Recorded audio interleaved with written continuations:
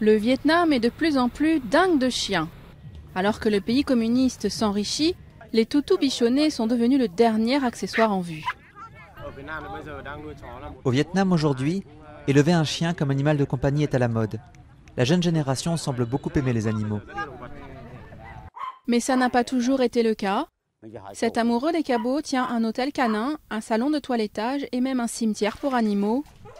Il se rappelle que pendant les temps difficiles, après la guerre du Vietnam, posséder un animal de compagnie était illégal et la police tuait ce qu'elle trouvait.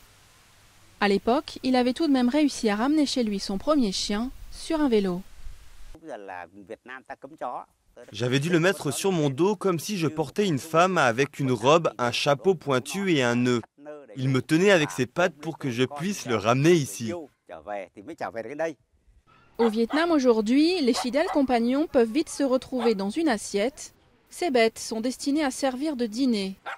Beaucoup de Vietnamiens considèrent le chien comme un mets de choix censé apporter chance et virilité, à condition de le déguster pendant la deuxième moitié du mois lunaire. Aujourd'hui, c'est la fin du mois lunaire. Alors on va vendre 6 ou 7 chiens.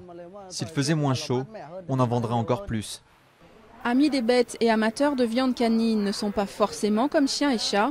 Depuis 20 ans, la famille de Pham Dang Thien a adopté plusieurs chiens.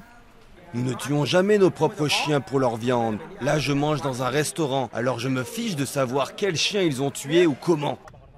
Un paradoxe qui ne dérange pas les maîtres. Quant aux animaux, certains sont vraiment loin d'avoir une vie de chien.